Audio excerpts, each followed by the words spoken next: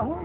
تو اس کے بعد ایک خاتون برقع پہنے ہوئے آئی اور اس نے پوچھا کہ مولانا پاکستان سے آئے ہو, اسلام کے علم بردار ہو؟ میں کہا میں بہن آئے تو پاکستان سے. یہ سننے کے بعد اس نے کہا کہ ظالم بے ایمانو, تم اگر پاکستان میں اسلام قائم کر رہے ہو تو میں ایک سکی بیوی ہوں, 9 بچے اس سے پیدا کروا چکا ہوں, میرا کیا جرم تھا؟ ظالمو, نامردو, تم نے اپنی ماں اور بہنوں اور آبرو کو یہاں چھوڑ دیا. وجہ کیا ہے؟ جب ایمان نہ رہے تو اللہ کی رحمت کی آگ پھر جائے گا کرتی, پھر تو انگارے برستے ہیں جیسے آج برس رہے ہیں, اور اس کے بعد پھر جہنم کی آگ ہے. اور کیسی بدقسمت ہے وہ قوم کہ دنیا میں ذلت کی آگ میں جلے اور اس کے بعد یہاں سے جانے کے بعد جہنم کی آگ کا ایندھن بن جائے. اس سے پرستے کا ایک ہی طریقہ ہے, آؤ مل کر اپنے مالک سے توبہ کریں کہ پروردگار بھول ہو گئی, بندے ہیں ہم, مالک ہم سے خود بھول ہوئی ہے. اور یہ ممبر و محراب والے, یہ کمائی کرنے والے, انہوں نے ممبر و محراب سے یہی پکارا ہے کہ 11ویں والا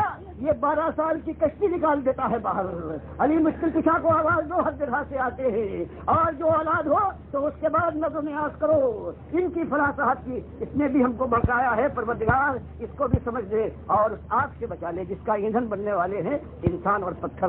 اللہ سب کو بچائے. ایسی آگ ہے کہ اس آگ کی خطرناکی کا ان کی انتہا نہیں ہے.